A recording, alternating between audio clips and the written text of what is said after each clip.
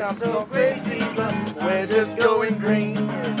People think we're so crazy, but we're just going green. People think that we're so crazy, we're just going green. People think that we're so crazy, we're just going green. And a very good afternoon, Phuket. Indeed, people do think I'm crazy, but I'm just going green. There are more people out there feeling crazier and indeed going more green. And there's lots of good news these last couple of weeks. But that was, of course, Robbie Williams there with Feel. I just want to feel love. There's a hole in my soul, and it's a real big place. Well, that could be a tagline for Phuket perhaps 4 years ago. It was an island that was rounded by trash, garbage all over the roads and the drains. There was overflowing garbage bins. There was very limited recycling or indeed garbage pickups. Very difficult to get people on the beach to help clean up, particularly this time of the year when the wind blows from the west. And Phuket was starting to feel a little bit soulless, and indeed it was a crisis situation. Today I'm very pleased to say our island is doing much better. I've had the pleasure this last week of beach cleaning all the way up from Katanoi, up through Kamala, Surin, Bangtao, Mai Khao, and even today up in Natai Beach up in the north over the bridge. And all week we've been positively blessed with less trash, much less particularly household trash, and that's largely because the roadsides are almost spotless. I drove down on Thursday down to Katanoi for a meeting of the Katanoi Green Club, which has just been formed. And I was playing Spot the Trash on the way down from Surin Beach. And very positively, I barely counted a single piece. Now, that's about the first time that we've ever seen it, although it has been consistently being improved. Talking with the beach cleaners during the week, many of them saying the same thing. Volumes are down, household volume in particular is down, and the beaches are looking better.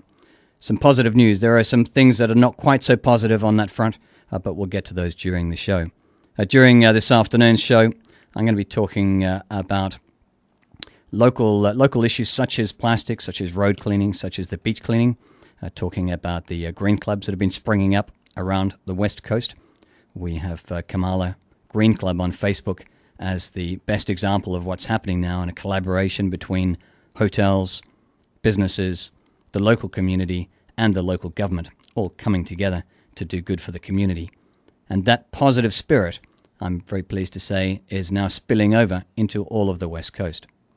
I'm also on this afternoon's show going to be talking about a new type of conscious slaughter, and that's indeed called terroricide. It's the destruction of planet Earth.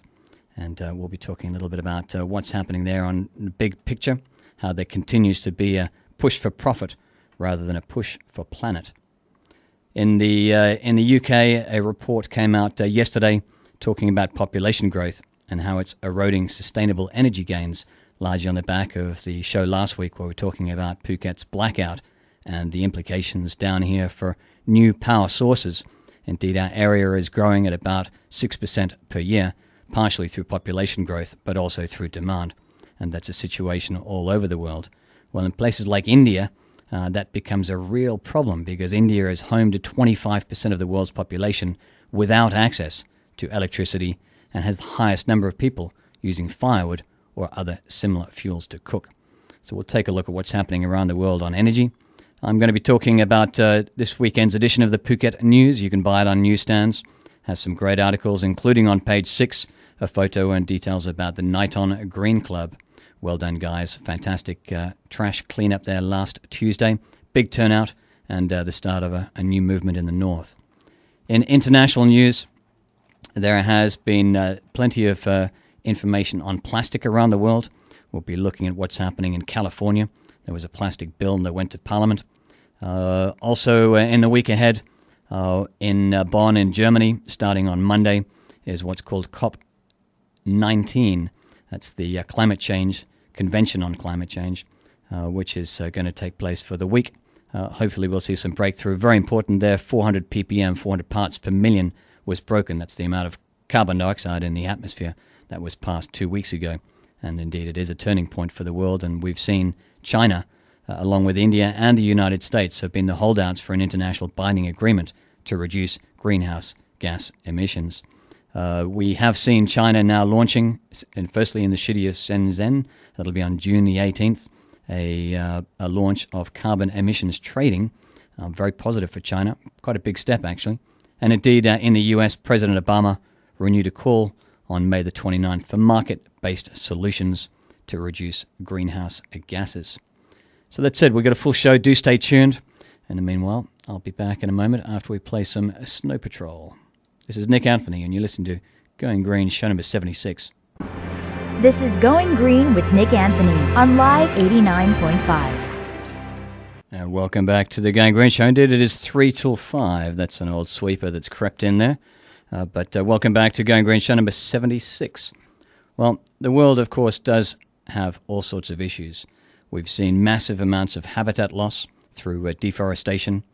We see everyday air, sea, and land pollution. Even here on our small island, as the island gets bigger, pollution gets worse.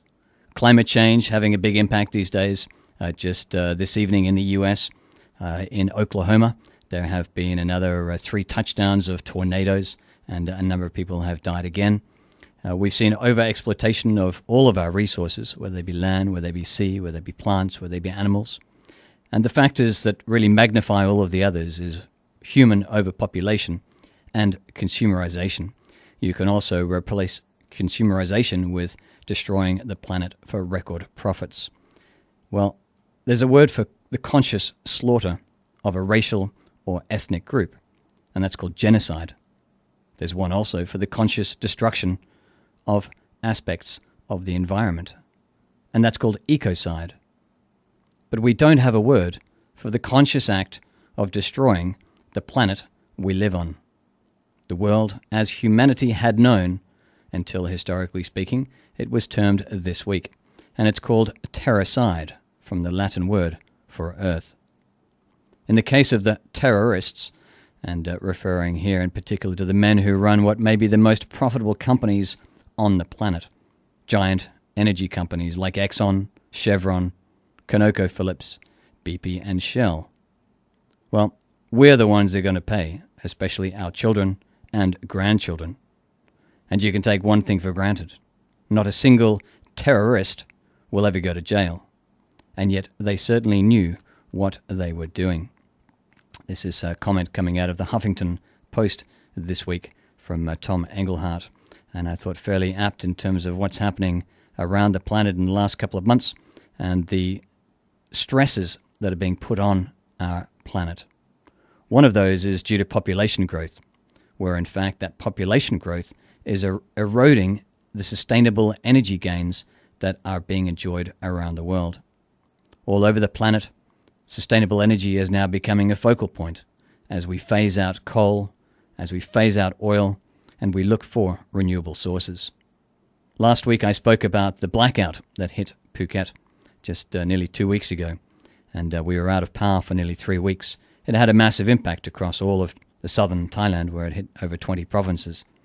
And there has been a call from the local government, indeed, to put in more power stations in southern Thailand, and in particular a coal-fired power plant in Krabi. It's staunchly advocated against by people like Greenpeace, by the local communities in Krabi, and actually we're here in Phuket, which is just across the pond from Krabi. When the wind is blowing from the east, if there was to be a coal-fired power plant, that pollution would directly come through the air and land on our relatively clean island. The world has made important progress towards improving energy efficiency, using more renewable sources of power, and providing basic electricity to every household over the last 2 decades. But the gains have barely been enough to keep up with population growth and surging energy demand, and are far short of what is needed to curb climate change. This is coming out of a new UN-backed energy report released yesterday in London, and this is a commentary that's coming out of a Thomson Reuters Foundation article that was registered in a very good website called trust.org. Well, in the last 10 years, 1.7 billion people around the world have gained access to electricity. but the world's population grew by 1.6 billion over that same period. That nearly wiped out all the gains. Similarly, rising energy demand effectively eliminated half the energy efficiency savings and 70% of the gains from growth in renewable energy over the past decade. Even to stand still, we have to run extremely fast. That's the challenge, says Vivian Foster, who's a sustainable energy leader at the World Bank and one of the lead authors of this Global Tracking Framework report that was released yesterday. It's based on household data from over 180 countries around the world, and it examines progress over the last 20 years towards 3 sustainable energy goals that the UN Secretary-General has set for 2030. They are, of course, universal access to electricity and fuel sources other than firewood or dung for cooking, a doubling of renewable energy as a share of global energy use, and a doubling of the annual rate of improvement in energy efficiency. This report, which is the first to track progress on such goals, aims to drive better policy on sustainable energy, as well as to support the inclusion of energy issues in new Sustainable Development Goals, which are expected to be adopted next year to replace the expiring Millennium Development Goals. This is Nick Anthony. Stay tuned and Going Green, show number 76. I'll be talking in the next segment about 1.2 billion people that currently do without electricity. This is Going Green with Nick Anthony on Live 89.5. Talking of changes and ordinary people, we're about to talk about the 1.2 billion people that don't have electricity. Access to clean, sustainable energy remains an enormous problem around the world, particularly in sub-Saharan Africa and here in South Asia. Globally, 1.2 billion people have no access to electricity, and 2.8 billion people cook with firewood and other solid fuels. This, of course, causes health problems, and that helps fuel widespread deforestation. Even in Athens, I talked on the Going Green show a couple of months ago, how Athens was covered in smog, and indeed the hillsides were getting completely deforested just for firewood for heating, as the one of the worst economies that Athens and Greece has ever seen takes hold. Well, the problem, of course, is worst in rural areas, but experts are particularly concerned now about the cities, where virtually all of the expected world population increase from some 7 billion now to 9 billion by 2050 is expected to occur. From 1990 to 2010, the percentage of people with access to electricity rose from 76% to 83% worldwide. But in urban areas, the increase was just 1%, albeit from an already high level of 94%. Today, about 20% of the world's electricity comes from renewable sources, particularly hydropower and biofuels. Brazil, with ample supplies of both, has become one of the world's renewable energy leaders, alongside countries like Norway and Sweden. But China has also achieved huge gains in energy efficiency and has by far the fastest rate of improvement of any country in the world, cutting its use of energy on a truly massive scale. If China had not gone aggressively after this energy agenda, it would have consumed twice as much energy over the last 20 years as it has. Every region in the world, with the exception of the Middle East, has seen improvements in energy efficiency over the last 20 years. But such changes are occurring too slowly and in too few countries. To bring about more rapid progress on energy access and sustainability, and, as a result, climate change, efforts need to focus on changing policy in what this report that was released in London yesterday terms high-impact countries, those with the biggest populations and the worst problems. India, for example, needs to be a focus. It's currently home to 25% of the world's population without access to electricity, and has the highest number of people using firewood or other similar fuels to cook. But countries like the US and Russia also need big gains in energy efficiency, and even China has much more to do. Currently, the world is on track to fall at least a third short of its goal to double the share of renewable energy used by 2030. And improvements in energy efficiency are just half of what is needed. Changing that will require focusing on these fast-moving countries to try to work out what is working there. Policy is the next frontier, the report says. Christophe Frey, who's a Secretary General of the World Energy Council, said another key will be persuading political leaders that there is more political risk in lagging behind on sustainable energy than pushing ahead. Cutting fossil fuel subsidies may be politically risky, he and others said, but forcing populations to endure blackouts, health problems from pollution, or soaring fuel prices will also have risks. This report faced criticism at its launch yesterday in London for including fuel wood as a renewable source of energy, despite evidence of widespread deforestation and the unsustainable use of forests around the world. Foster said that the authors of the report, including researchers from organizations such as the International Energy Agency and Practical Action, which is an NGO, may try to track deforestation in order to better define whether fuel wood is sustainable. The report, based on data held by the International Energy Agency, the UN, the World Bank, and the World Health Organization, will be updated every couple of years. So there we are. Population a real issue, and a refocus on places like India, which have 25% of the world's population without access to electricity. Just before we take a break, there was news this last couple of days that in the U.S. for the month of April, there was only 33 megawatts of solar power connected to the grid, out of a total now of just over 5 trillion gigawatts, 5 gigawatts, I should say. That's a very nominal amount. 33 megawatts is a relatively modest, perhaps 300 acres of solar panels. So if America, which currently from solar power derives about 0.44% of current demand on a daily basis from solar, if places like America need to really get hold of this, need to drive sustainability further and drive renewable energy further. But as you've heard, they're not the only ones. Stay tuned. This is Nick Anthony. You're listening to Going Green, show number 76.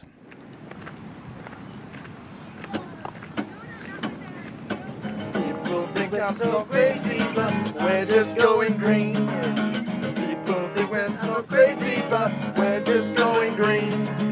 People think that we're so crazy, we're just going green. People think that we're so crazy, we're just going green. And welcome back, Phuket. Hope you're enjoying your afternoon and indeed enjoying the Going Green show. Firstly, those two songs were The Cure with Love Cats, one of my favorite songs, and also Robert Palmer with Simply Irresistible. Well, I got to tell you, Friday afternoons I find buying the Phuket newspaper simply irresistible also. And there are plenty of good things to read, including this week, a very fine article on page 6 talking about the Green Club in Naiton. But more on that in just a moment. Every week we do review the Phuket newspaper. You can buy it on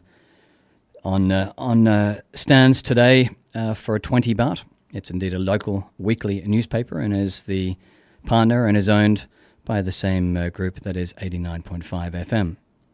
We review the Phuket news every week with an eye on sustainability, and we follow something called a Swedish group called the Atkinson Group, who use a compass.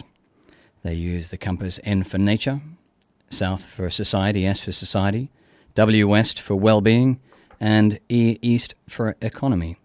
And we take a look at some of those articles and put it into perspective of what that compass is. Today we're in a waste crisis here on Phuket. Phuket's high season with its westerly winds.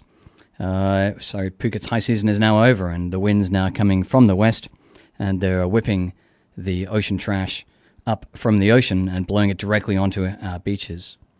With these westerlies, the trash comes up, and it comes not only just from the ocean, but also from the roadside and from the villages, with heavy rainfall, drops into the gutters, comes out, and then the wind blows it directly back onto the beaches. So as soon as you clean one beach, it seems like you wake up the next morning and indeed you have to clean it again. We've been for the last couple of years promoting something called Phuket Green Island in partnership and in conjunction with local government. The goals are a sustainable, low-carbon island, and indeed that has strengthened in 2013 as local government, private businesses and individuals have worked much closer to reduce, reuse and recycle. We are facing a crisis of overcapacity and many decades of overexploitation, natural area degradation, and need to aggressively pursue short and long-term goals to ensure Phuket is sustainable. One of those is, of course, beach cleaning. Now, beaches are a problem. Beaches don't have full-time support. They don't have full-time cleaners. Currently, the government does not spend the time or the effort to maintain beaches. Perhaps in the past it's just been too big an effort. So instead, we've seen private communities like the Kamala Green Club stand up and decide to do it themselves. They're in Kamala, and you can check it out on the Kamala Green Club on Facebook. They have now been very successful at coordinating all of the hotels together with the local community to do scheduled cleanups. That's now being augmented with a full-time beach cleaning team. There'll be 2 people full-time that are employed by the Orbital, employed by the local government, but paid for by the hotels. This is a new model and is a very interesting way of bringing this beach sustainability into the local government, and yet giving them the budget and the capacity to do so from the private sector. That doesn't mean to say now that the hotels in Kamala Beach are going to sit back and say, thanks very much, guys, for cleaning the beach. Nothing for us to do. In fact, quite the opposite. The hotels are getting more involved and will be lending a hand on a regular basis. On page 6 of this week's newspaper is a fabulous photo of about 60 or 80 people that are down on Naiton Beach. I was there last Tuesday. It was supported by the entire community, including the Pullman Arcadia, Vista Del Mar, Trisara, and Malewana. And they got down and did a great job at cleaning the beach, and more importantly, have come together as a community to solve this problem. In the meeting we had prior to that, which was the meeting to start this ball rolling and to talk to the local community. The local community was well represented by taxi drivers, by local business owners, restaurant owners, and even some of the massage operators from the beach who have an interest in ensuring that those beaches are sustainable all year. And they all said the same thing. We want to do better for Phuket. We want this to be a local initiative. We as the people of Phuket accept that we have a responsibility to make Phuket a better place. This is good news, and we've seen this type of green club now forming right across the west coast. Just Thursday I had a meeting down at Katanoi at Katatani with a group well represented by Katamanda, Momtree's Boathouse, Katatani of course, and some of the other local hotels, and they're pulling together the same type of operation. Next Friday at 2 p.m. I will be at the Boathouse down on Kata Beach with the formation of the Kata Green Club. All of them will have Facebook pages, Facebook coordinated cleanup campaigns, and I expect all of them will also take a similar model to Kamala, where they'll hire a full-time beach cleaner or 2 full-time beach cleaners and use them not just to pick up trash that other people have put down, but to work with the local community as educators, to teach local businesses about composting, about the value of recycling, talk to them about why there's a litter campaign and indeed why we're working so hard to stop trash on the island from coming into our oceans. The obvious answer, of course, is, aside from the litter that comes up on our beaches and destroys tourism, is that our oceans, surprisingly, despite the degradation that's taken place and the hammering that they've had over the last 10 years, our marine life still manages to survive on Phuket. We have turtles, we have dolphins, we have dugongs. We do have quite a wide array of natural marine life.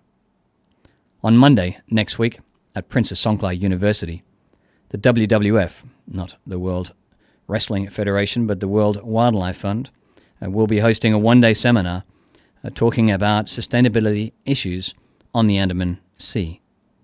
We'll be looking at what's needed to ensure the safety, survival, and indeed flourishment of Phuket's natural marine life.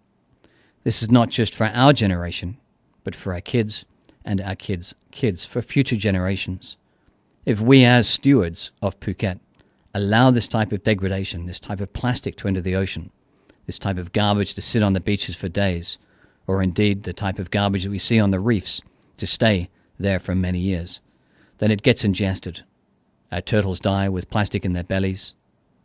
Our dugongs also get inundated with garbage. And our dolphins similarly die on our beaches because of eating the wrong things.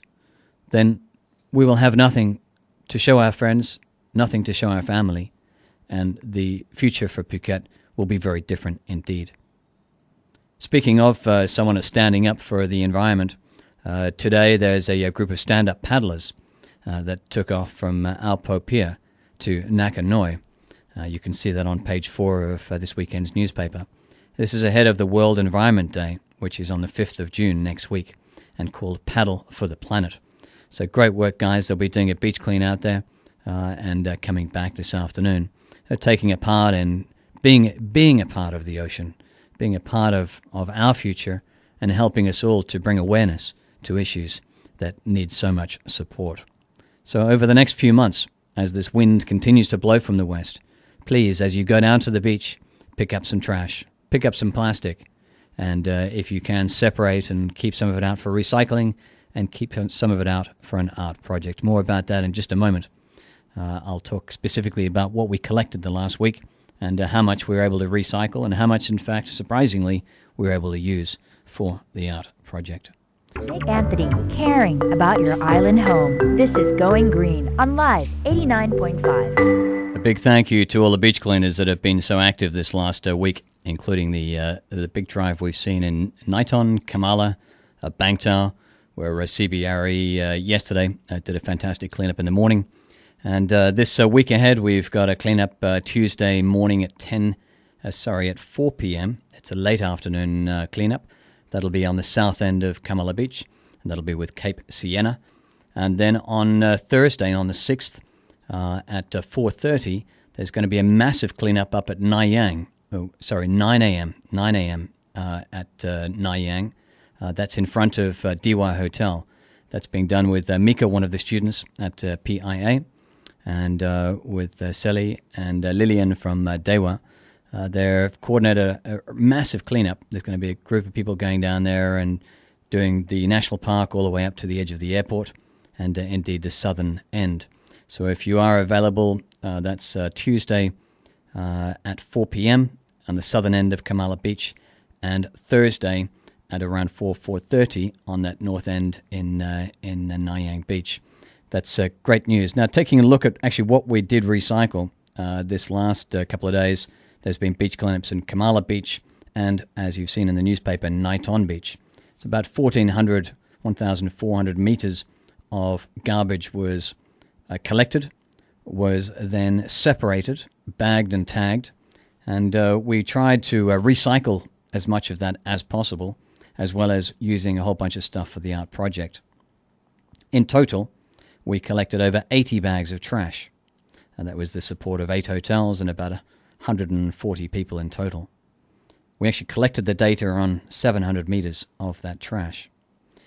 Of the land debris, firstly, for what was recycled, it was 160 plastic beverage bottles and 40 glass beverage bottles. We separated out for an art project 70 beverage caps and lids, 132 straws, 18 toys, 56 flip-flops, and 42 lighters.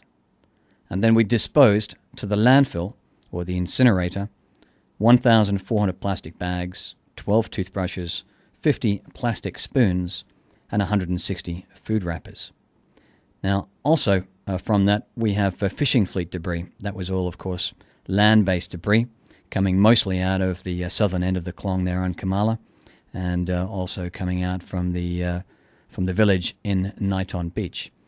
Looking at the fishing fleet debris, which we separate out again, we were unable to recycle any of the fishing fleet debris. We did, however, for the art project, collect 2 big fishing nets, 10 medium-sized fishing nets, 13 fluorescent bulbs and squid bulbs, 140 big ropes, an astounding 1,300 small pieces of rope and netting, 23 floats and buoys, including large polystyrene pieces. And then we disposed to the landfill, the incinerator, the balance of the garbage, which was 32 strapping bands, 100 large polystyrene pieces, and approximately a monstrous 700 small polystyrene pieces. If you were to extrapolate this out to the 27 kilometers of West Coast beaches that we have, you end up with 40 times what we collected on one day, dumped on our otherwise beautiful beaches. There was a survey out this week which named the top 100 beaches in the world. Phuket didn't get a mention. If you extrapolate that out to those 27 kilometers, on any given day, given the current source pollution of garbage, you end up with 64,000 plastic bags, 8,000 bottles, 6,000 food wrappers, 5,000 straws, 2,800 beverage caps, over 2,000 flip-flops, and 1,600 lighters.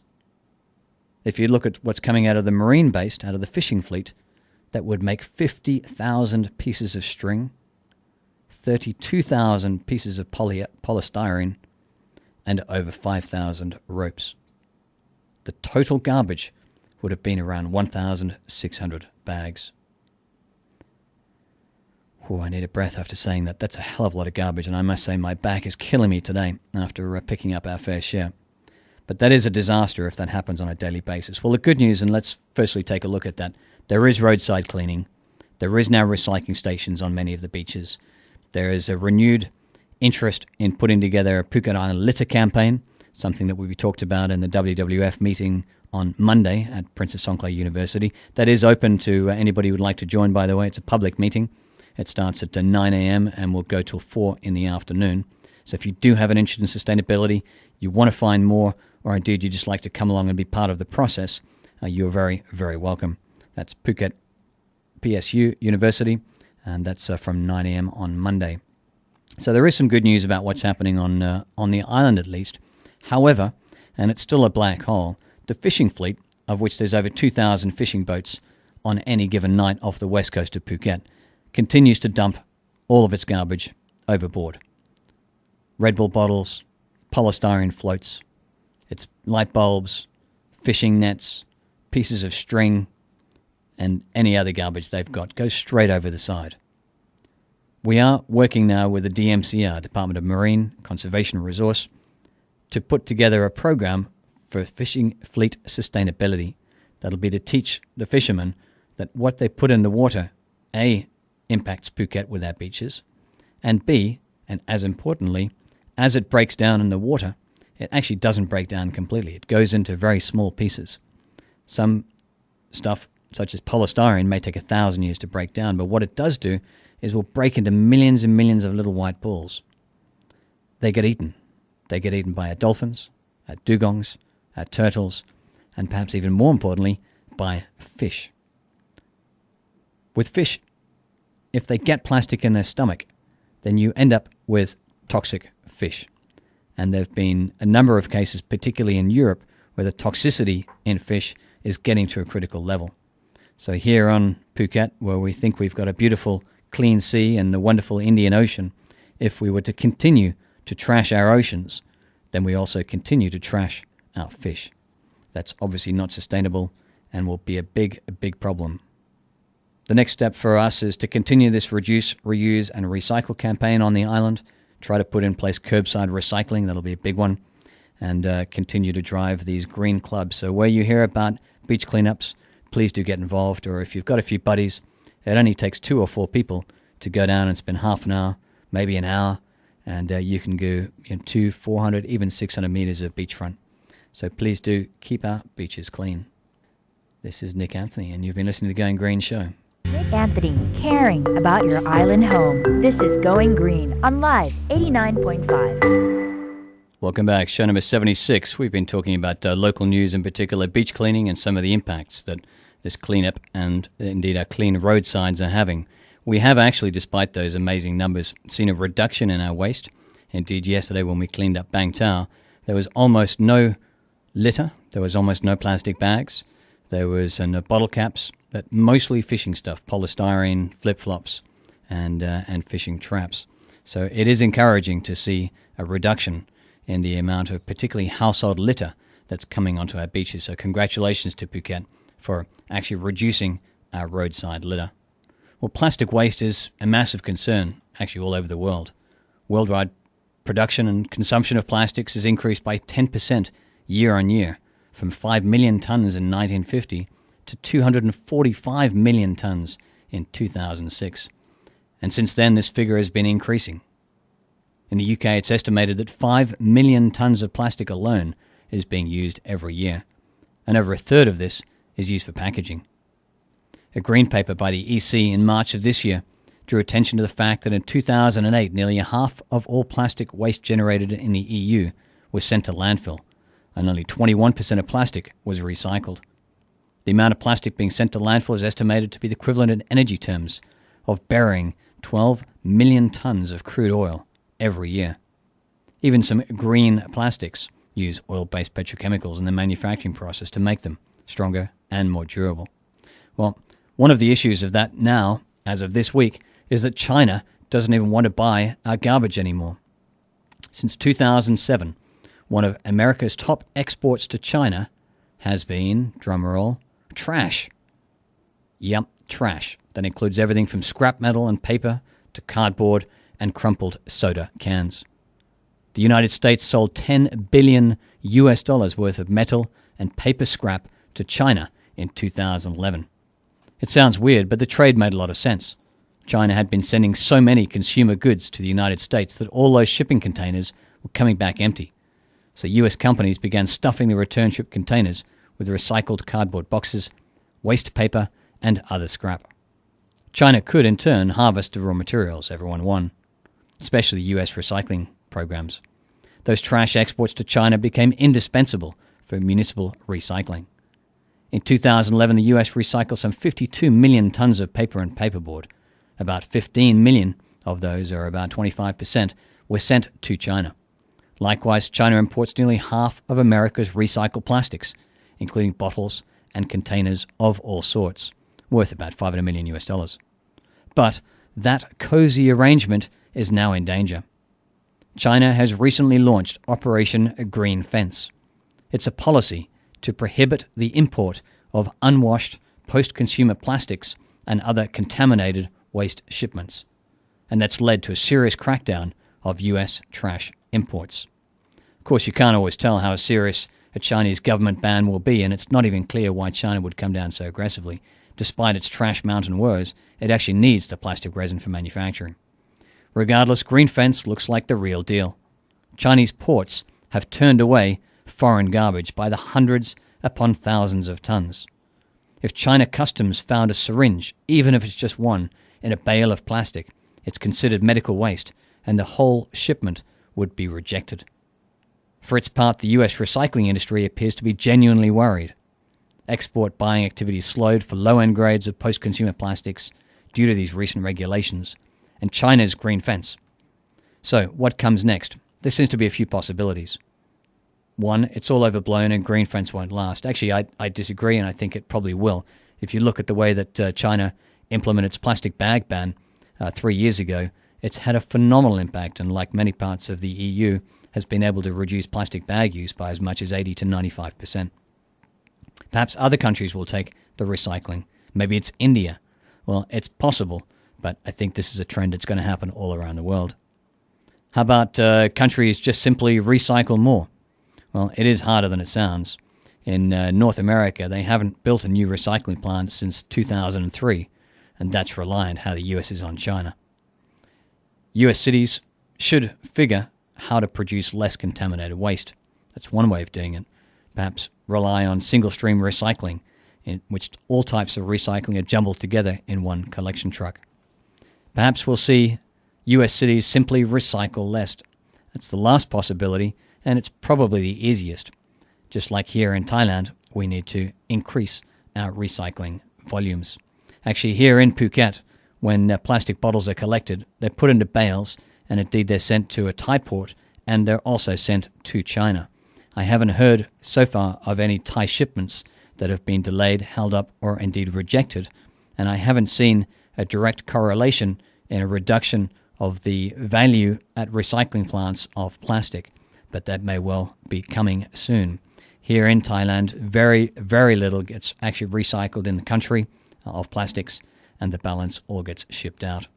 So something to watch out for. Plastic debris, I talked about last week with a Californian bill that the government was trying to put in place a producer responsibility. Costs them about $250 million a year to clean the Californian 1,100-mile coastline.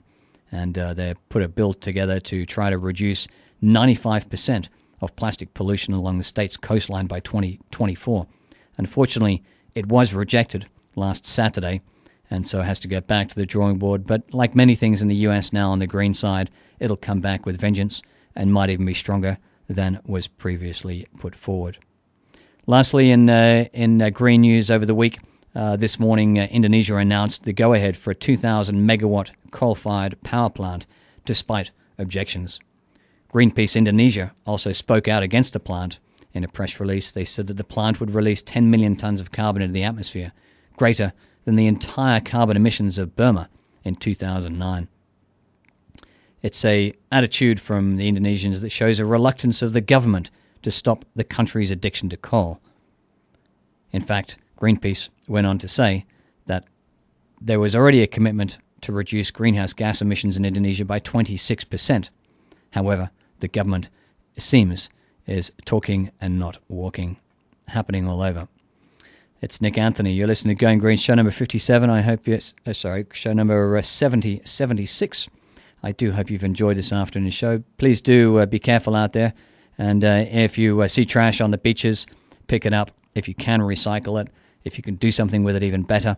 And let's all work harder and do more to ensure that our beaches are clean, our roadsides are clean, and that Phuket for our tourists is indeed a better place. Have a great weekend. Nick Anthony signing out for Going Green, show number 76.